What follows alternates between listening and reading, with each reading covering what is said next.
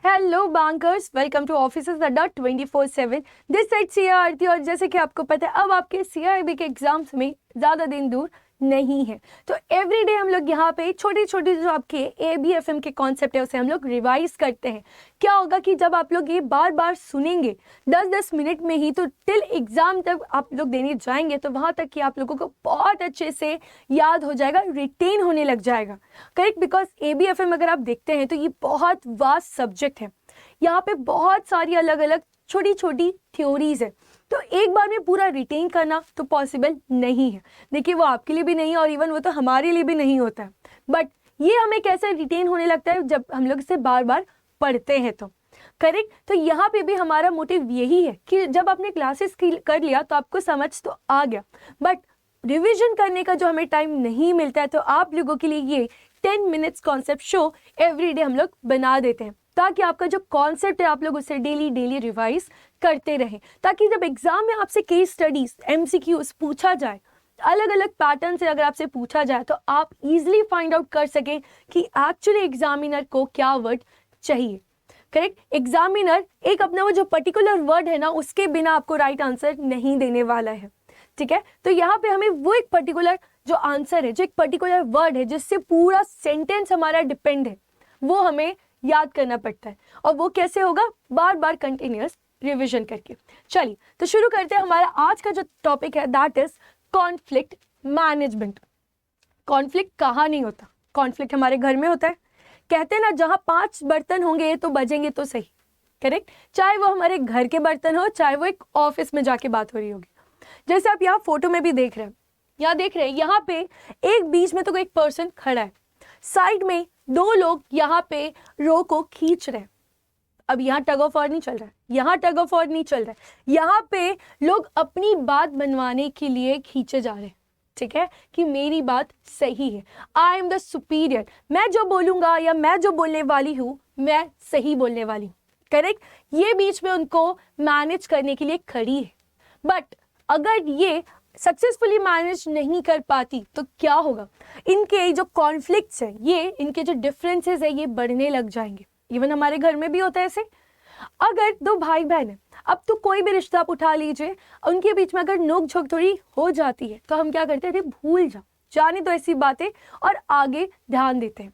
Correct, same वैसे एक organisation में होना चाहिए कि अगर आपका मोटिव है to achieve greater heights, to achieve greater objectives, तो वहाँ पे भी जो कॉन्फ्लिक्ट्स होते हैं ना, तो उनको ईजिली स्मार्टली रिजॉल्व करना चाहिए, या मौका ही ऐसे नहीं आना देना चाहिए ताकि ऐसे कॉन्फ्लिक्ट्स उठ के आए। देखिए, कॉन्फ्लिक्ट्स उठ के आने ही कहीं भी, इवन आप बैंक में भी काम करते हैं तो कहीं ना कहीं छोटा मोटा नोकझोंक तो हो ही जाता है। करेक्ट, बट उसे आप लोग कितना स्मार्टली हैंडल करते हैं, ऐसा थोड़ी ना कि आप लोग जाना बंद कर देते ना, आप लोग उसे हैंडल करते हैं। या अगर आपके कोई जूनियर्स ने ऐसा किया होगा तो आप उसे पेशेंटली समझाते हैं कि इट्स ओके, होता है, ये ऐसे कर लो, तुम ऐसे कर लो, या दोनों को हम लोग एक मिड पॉइंट में लाके एग्री करवा देते हैं। करेक्ट, यहाँ पे भी अगर ये जो बीच में येलो ड्रेस वाली पर्सन है, अगर इसने दोनों को एक मिडिल पॉइंट में लाके एग्री करवा दिया तो कॉन्फ्लिक्ट की तो बात ही खत्म हो जाएगी। बिकॉज अब दोनों क्या करेंगे, दोनों का फोकस अब उनकी इंडिविजुअल बातों पे नहीं होगा, अब पूरा का पूरा फोकस उनका होगा ऑर्गेनाइजेशन के गोल अचीव करने के लिए। करेक्ट, यहाँ पे एक बिजनेस में ये हर चीज को कंट्रोल करना बहुत जरूरी हो जाता है। तो यहाँ पे भी unless and until this middle girl is a leader, हम सम्मान के चल रहे, अगर ये लीडर है और ये दोनों को हैंडल इजीली कर लेती है, या दोनों के जो पॉइंट्स है उन्हें बीच में लाके एक नॉर्मल, एक नॉन कॉन्फ्लिक्ट पॉइंट पे लाके एग्री करवा देती है। कहते ना, एक कदम तुम चलना, एक कदम हम चलेंगे, एक कदम तुम चलना, एक कदम हम चलेंगे, तो यही कदम कदम चलते चलते एक पॉइंट ऐसा आएगा जहां पे दोनों एग्री कर लेंगे।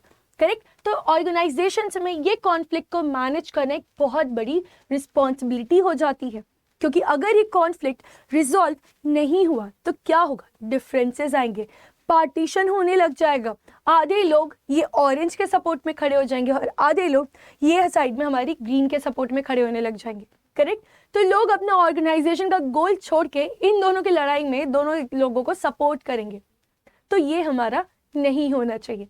करेक्ट, चलिए थोड़ा सा यहाँ पे थ्योरी देख लेते हैं, क्या बोला गया। आई थ्योरी पढ़ते हैं कि the process of resolving conflicts, ये जो कॉन्फ्लिक्ट हो रहा है और इसे जो रिजॉल्व करने के लिए बीच में येलो गर्ल आई है, ये एक प्रोसेस है थ्रू कॉन्फ्लिक्ट मैनेजमेंट। करेक्ट, ये कॉन्फ्लिक्ट को मैनेज करने के लिए बनाया जाता है। Aims to achieve a balance between minimising the potential for negative outcomes and maximising the potential for positive. यहाँ पे क्या बताया जा रहा है कि यहाँ पे जो हमारे कॉन्फ्लिक्ट है उन्हें हम मिनिमाइज करना चाहते हैं और उससे हम मिनिमाइज करके रहेंगे ताकि जो नेगेटिविटी एक ऑर्गेनाइजेशन में फैल रही है वो कम से कम हो जाए और लोगों के अंदर एक पॉजिटिव बिलीव आने शुरू हो जाए, एक पॉजिटिव वर्किंग आना शुरू हो जाए, ताकि सबके सब क्या करें एक ऑर्गेनाइजेशनल गोल अचीव करने के लिए रेडी हो जाए। करेक्ट, तो यहाँ पे एक जो लीडर होता है उसकी खामियां ये नहीं होनी चाहिए कि वो लोगों को बस भिड़ाते रहे। उसका एक पॉजिटिव एस्पेक्ट ये होना चाहिए कि वो अपने जितने भी उनके अंडर वर्किंग लोग हैं उनको लेके एक हमारा जो गोल है उसके साइड पे चलते रहे, और अगर किसी के बीच में से नोक-झोंक हो जाती है तो उसे इवन क्लियर आउट भी कर दे। जैसे हमारे यहाँ अगर जैसे नोक-झोंक होती है तो क्लियर आउट कौन करता है? हमारे जो बड़े बुजुर्ग लोग हैं। करेक्ट, हमारे पेरेंट्स या हमसे जो बड़े हमारे दादा ग्रैंड पेरेंट्स होते हैं वो हमारी नोक-झोंक को क्लियर करते हैं।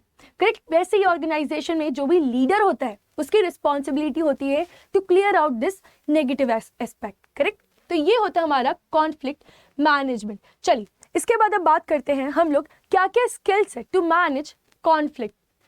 क्या क्या स्किल्स रिक्वायर्ड होती है कि अगर किसी भी ऑर्गेनाइजेशन में कॉन्फ्लिक्ट हो गया या होने से बचना है तो क्या क्या आप लोग स्किल्स का यूज कर सकते हैं। चलिए पढ़ना शुरू करते हैं। I am so sorry. सबसे पहला, clear and effective communication. Correct, जब भी कहते हैं ना कि दो लोगों के बीच में थोड़ा सा भी अगर डिफरेंसेस आ जाए तो वो किससे आता है? बिकॉज ऑफ उनका लैक ऑफ कम्युनिकेशन। उसने कुछ बोला और उस सेकंड पर्सन तक बात पहुंचते पहुंचते बात ट्विस्ट हो गई, तो ये क्या हुआ? Lack of communication. तो यहाँ पे कभी भी अगर ऐसे दो लोगों के बीच में कॉन्फ्लिक्ट हो रहा है तो दोनों से एक बार बात करके पूछा जाना चाहिए लीडर को कि आपको क्या पता है और आपको क्या पता है। दोनों से पूछिए और दोनों को कम्युनिकेट करवाइए कि नहीं ऐसा पॉइंट ऑफ व्यू नहीं है ऑर्गेनाइजेशन का, या फिर ये सामने वाला थर्ड पर्सन आपको ये नहीं बोल रहा है, उसका कहने का मतलब ये है। करेक्ट, आपको ऑर्गेनाइजेशन में लोगों के बीच में क्लियर शॉर्ट कम्युनिकेशन होना चाहिए। जैसे अगर आपके और आपके भाई के बीच में लड़ाई हो गई तो अगर आपके जो पेरेंट है या ग्रैंड पेरेंट है वो क्या करेंगे? वो दोनों की बातें सुनेंगे। करेक्ट, ऐसा नहीं बस एक ही की बात सुनेंगे। इवन जैसे अगर आप मान लीजिए हाई कोर्ट, जैसे हमारे जजेस कोर्ट जाते हैं तो वह क्या होता है, केवल एक की बात हम नहीं सुनते। वहां पे तो जज बैठा है, वो केवल एक की बात सुन के आंसर नहीं दे देता है, वो दोनों की बातों को सुनता है कि बताओ, क्लियरली कम्युनिकेट करो। कि वहां पे तो उनका यही है कि एक कोई जीतेगा और एक कोई हारेगा, बट ऑर्गेनाइजेशन में किसी को जीत हार नहीं देना है।